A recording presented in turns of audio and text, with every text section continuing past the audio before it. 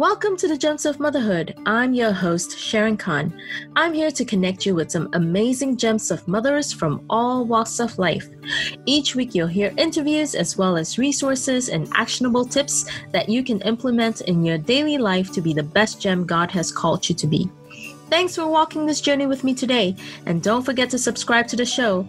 Now let's get into episode 15 with Stephanie Fast. An adopted child or children that come from hard places carry labels anyway. Right. We're rejected, we're abandoned, we're not wanted. Those are very hard labels to carry. But when you have medical labels put on you, that's even harder, because then we're sort of saying, okay, they told me I'm like this, so I'm never going to change. Well, this is a topic that we don't quite discuss, but I think it'll definitely be helpful to some. There are so many things that we can discuss in regards to this topic. Stephanie Fast will be speaking to us about how to parent children who come from hard places. Abandoned at a young age, Stephanie wandered the war-torn countryside of Korea. Due to her biracial ethnicity, she was abused and violated in every way. Finally, she was discarded and left to die in a garbage dump. A World Vision nurse miraculously rescued Stephanie and placed her in an orphanage where she was later adopted. Despite the lavish healing love her adoptive parents poured into her, Stephanie's past tormented her throughout her teens until her personal encounter with Jesus Christ. Over the past 30 years, her story and teaching have been on TV, radio, and magazines and other people's books. She recently wrote her first book, She Is Mine. She has been an advocate for orphans and adoptees her whole Christian life, believing there is an orphan in each person without Jesus. Welcome to the Gems of Motherhood podcast, Stephanie. What an honor. Thank you so much, Sharon. It's an amazing honor. No, the pleasure is all mine. You have such an incredible story, and it just really didn't do me justice just reading your bio. And, I would love for you to share a little bit of your story as we talk in this episode. You came from a difficult place yourself, and your story is just incredible. You were discarded and left in a garbage dump, and just tell me a little bit more. I'm so speechless. Well, I'm only sitting here talking to you because for me, it is the grace and mercy of God.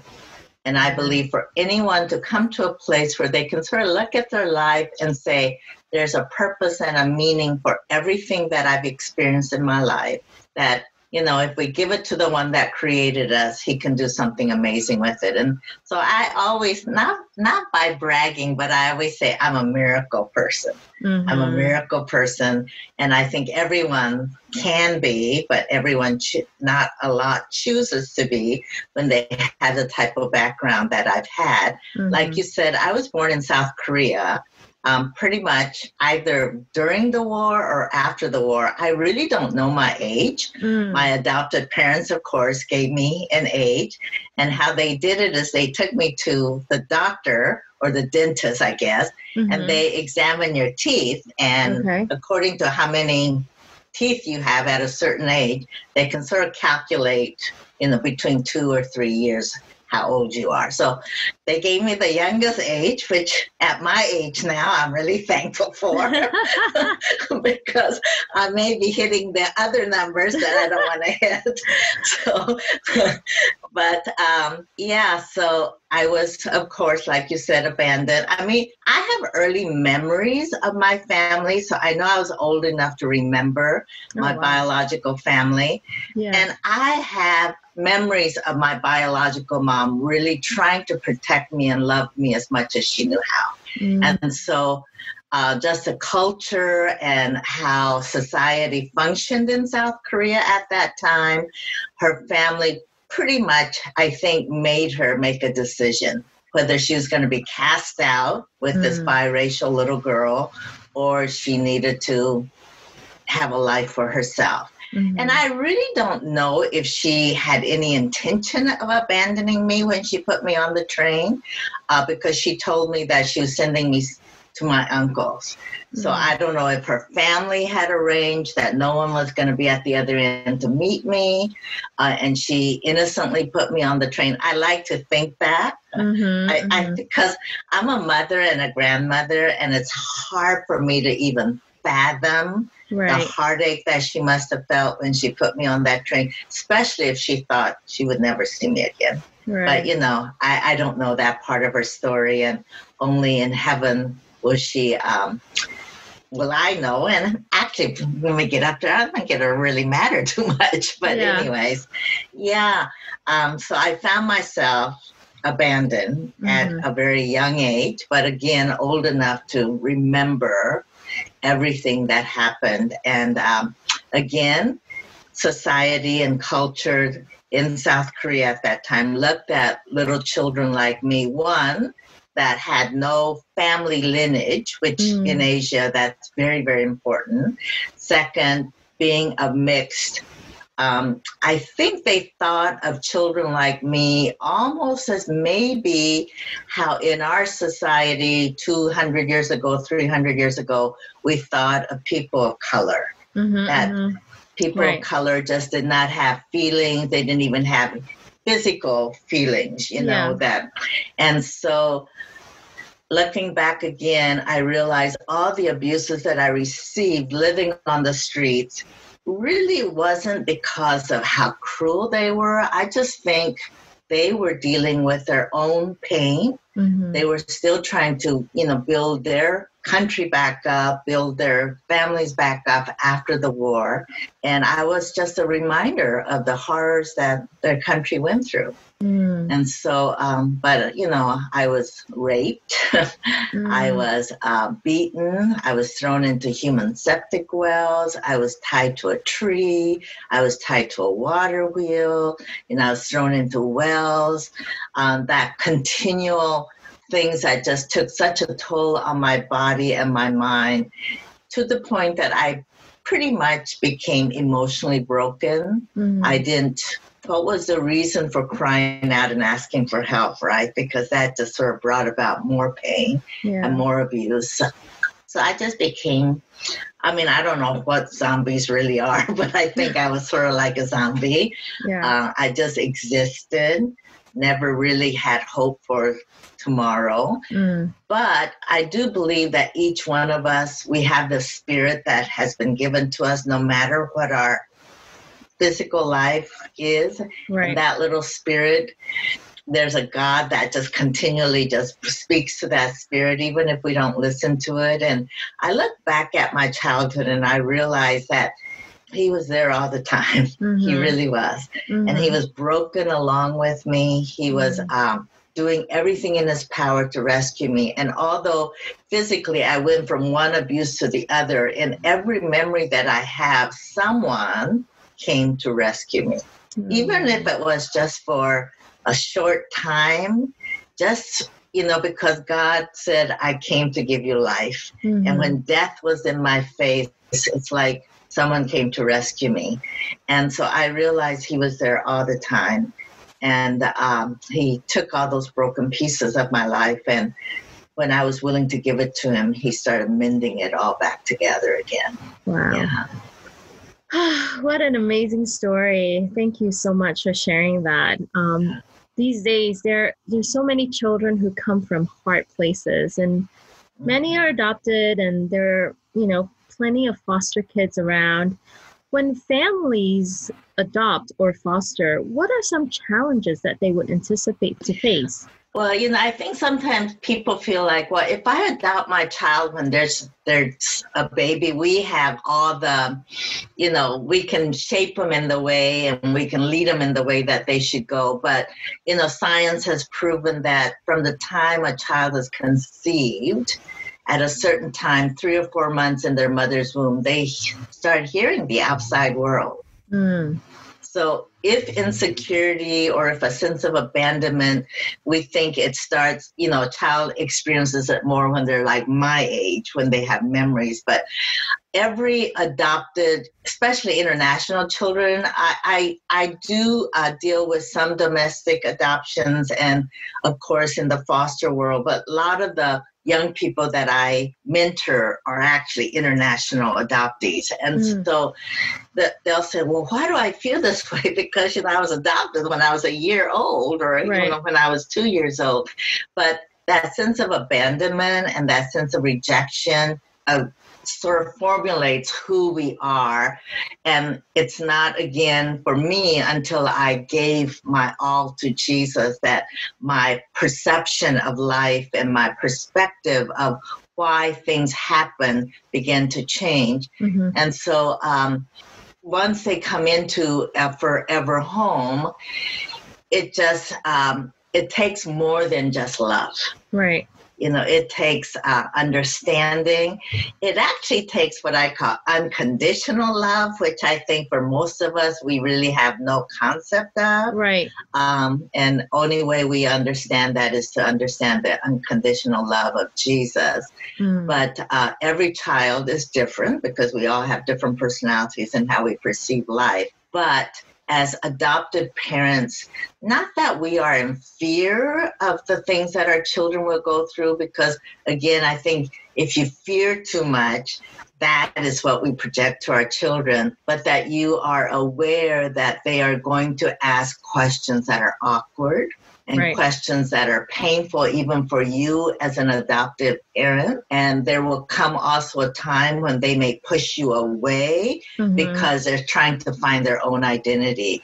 And not to look upon it as rejection of you as the adoptive parent, but it is actually more of a rejection of themselves. And in that you're continually sort of put yourself aside. That's the unconditional love part, right? Yeah. Put yourself aside and says, okay, Father God, what do you say about this beautiful daughter or son that you have given to me? And how do I convey who they are in you? And in doing that, we don't do it in a preachy way.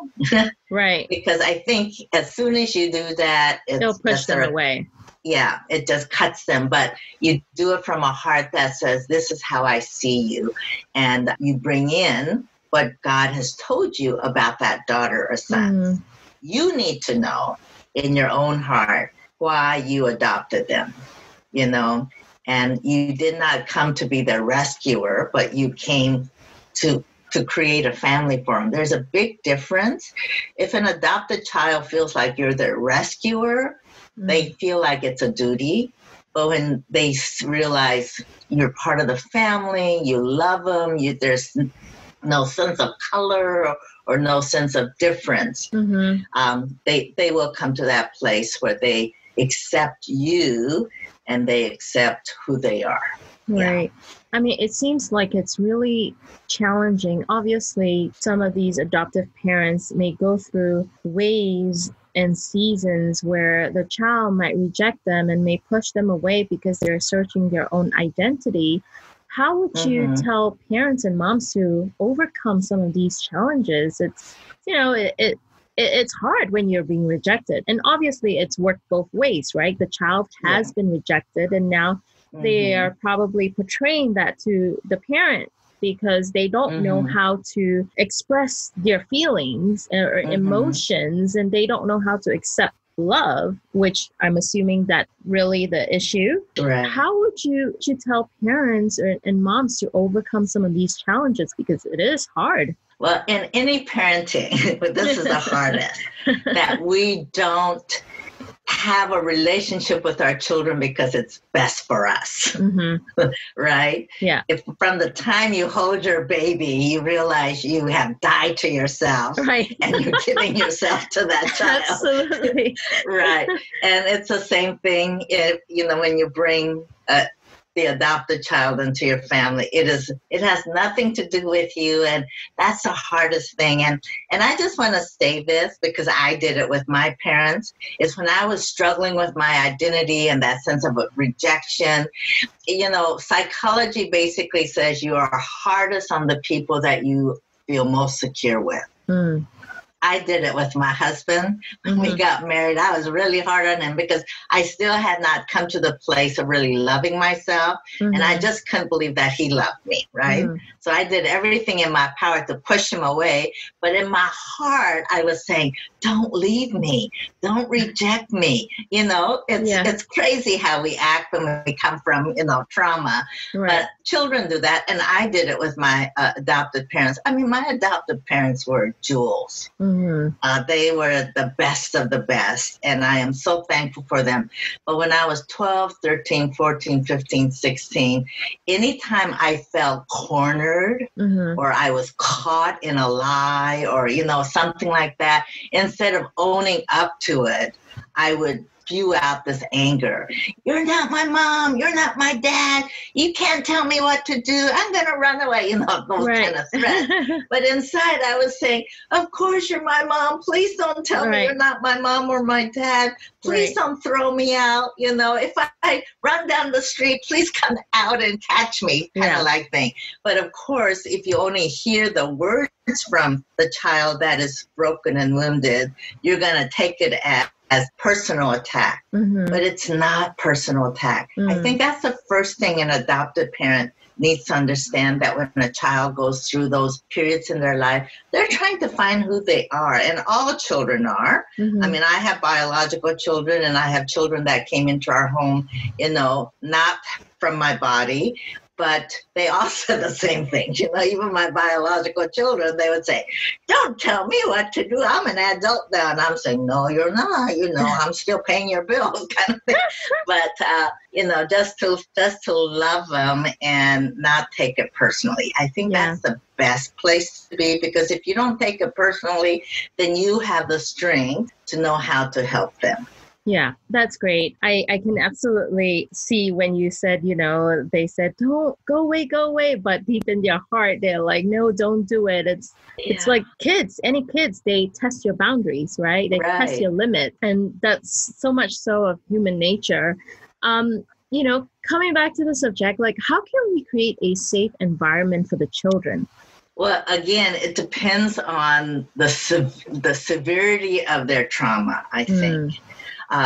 As a parent, you need to assess if your child has some mental damages that has been done to them. And if there has been mental damages that have been done to them, there's a difference between psychological you know, damages and environmental damages, right? I think for me, I had environmental damages. And although I had some, of course, but I didn't have chemical imbalance. I didn't have a mother that was an alcoholic. I did not have all those kind of things that makes a child have more issues. And if that's the case, you need to get professional help. Have your child assessed. But in saying that, do not be quick to assess your child. Yeah. I think what I see oftentimes, we create for our children who they are by what the professionals say and not by what the spirit says. Right. Does that make sense? Yeah, absolutely. So, you know, I mean, an adopted child or children that come from hard places carry labels anyway. Right. You know, we're rejected, we're abandoned, you know, we're not wanted. Those are very hard labels to carry. But when you have medical labels put on you, that's even harder, because then we're sort of saying, okay, they told me I'm like this, so I'm never going to change. Right. But when you see them doing self-damage, when you see them being destructive in the home, when you see anger that cannot be controlled by just love and, you know, soft discipline, you need to get professional help to see what's triggering all this, and if there's a way that they can be helped in other ways.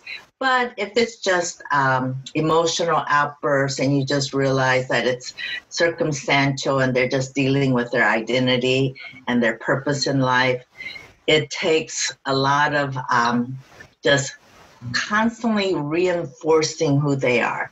Just to give you an example, you know, I came to the States when I was 12, And in South Korea, they told me I was this foreign devil, right? Mm-hmm. And I really didn't see my physical self until I was adopted. There was no mirrors, there was no windows, so I didn't know what I looked like. So for me, I looked like what I was told, this foreign devil. And the only like demonic thing that I could connect to or something that was scary was sometimes when I would walk next to like shrines or temples, I would see these really grotesque carvings. Yeah. So I thought, well, I must look like that. That's why people are repulsed by me, So I created what I looked like and who I was. Yeah. And so the first time I saw myself, of course, I didn't look at myself and say, oh, I'm not as bad as they say they are, because that's who I thought I was. But I was so angry that I looked so Asian.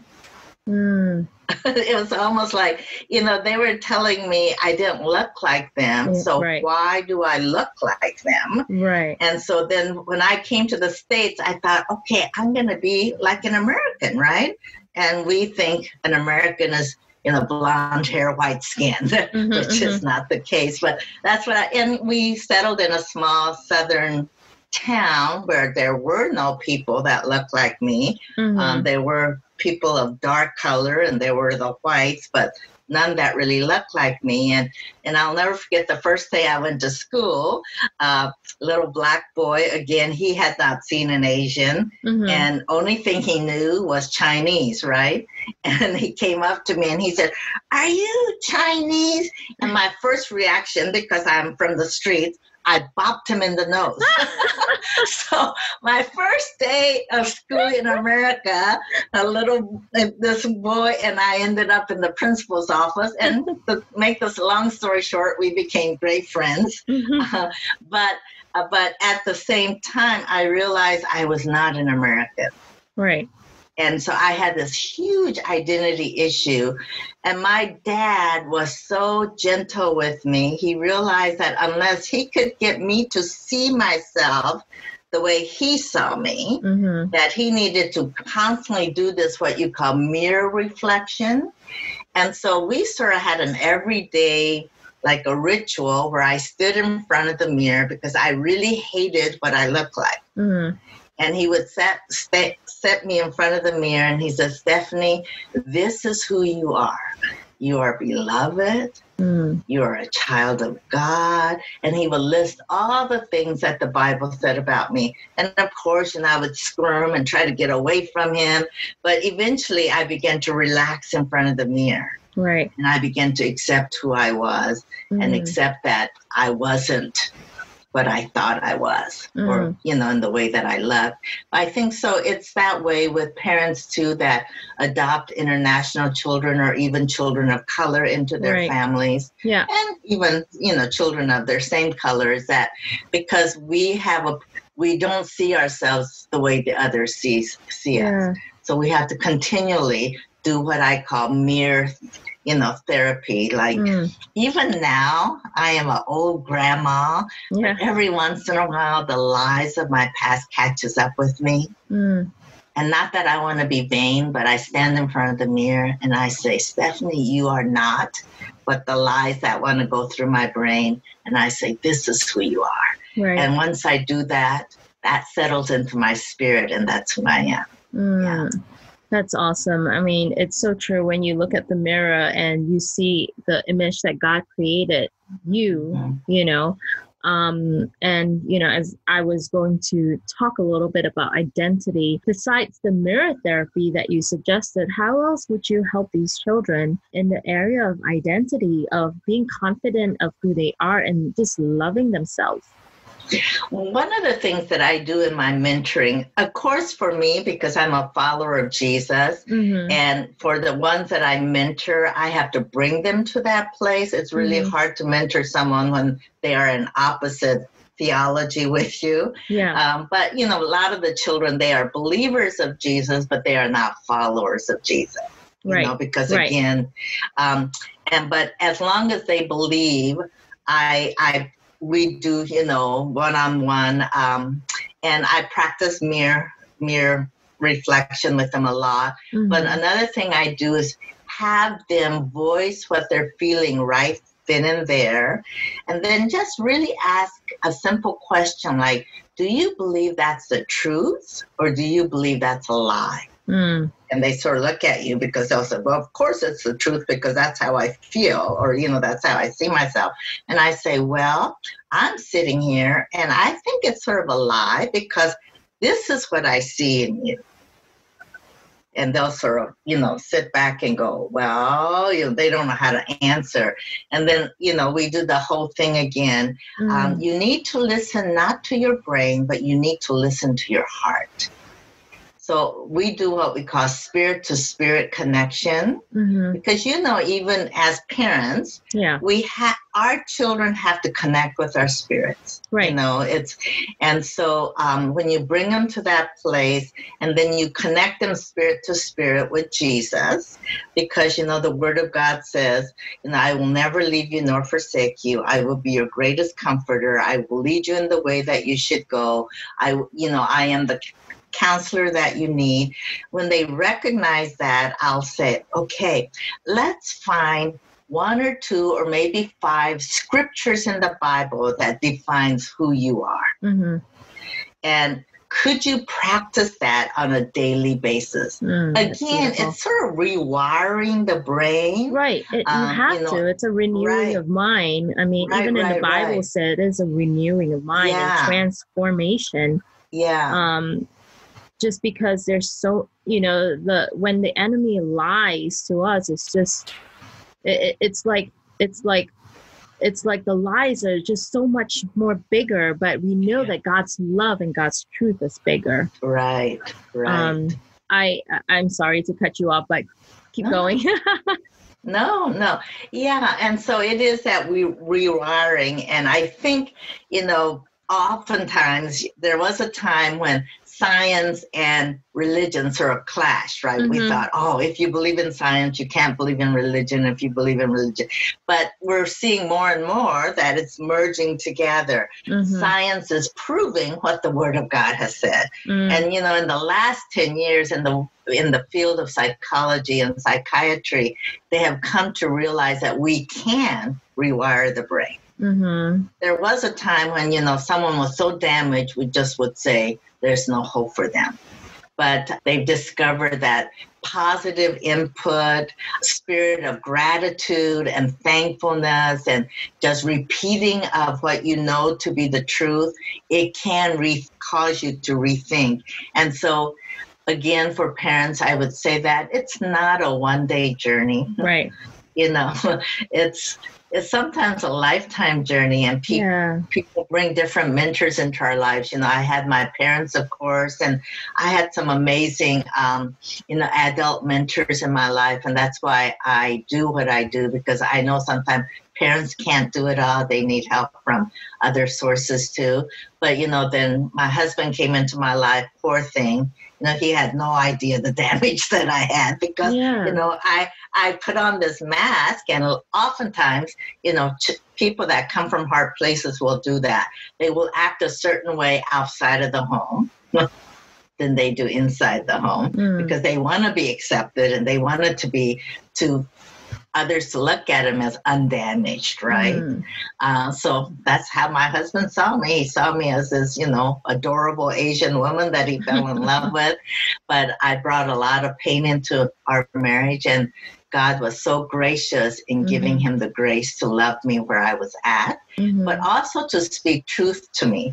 I think so often we're afraid to speak truth to someone that has been wounded because we think then it will wound them more. But truth that is spoken in love breaks the bondages. So you have to know, again, the time. That's why you as a mentor or you as a parent have to be so close to the God of wisdom, because you don't want to jump in and just say, you have to wait for the time.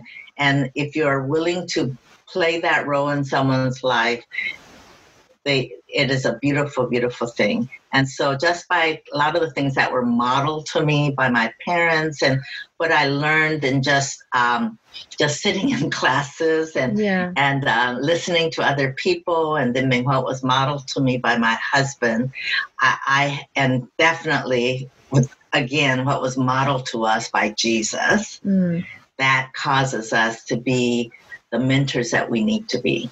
Yeah. Amen. Now, I'd love to hear a little bit more about your book. Can you tell us a little bit about it and where my listeners could get it? Oh, sure. My book is called She Is Mine, and it's actually just all my childhood memories. And but when I first began to write it, I wanted to interject Jesus in everything, right? Because that's where but my editor said, no, you need to just tell a pure story and let God interject himself. And I thought, how does he do that? But we did. And sure enough, God has interjected himself in every chapter, because I have letters by the thousands from non-believers. Oh, wow. And saying, I read your book, I sat down and I read it in 4 hours, or I read it on a business trip, on the plane, and I'm just overwhelmed by your story. But it's like in every chapter, there was someone else there besides you. And I go, yeah, Jesus was there with me. Really? How do you know that? And, and I'll just share with them where I am today. So we have seen God use it in such amazing ways. Yeah. And like, if you just go to my website, stephanie.org, you can order through there. You can order through Amazon. The bookstores carry it. You might have to order it, like, if they may not have it on the shelf, but they have it in their catalogs.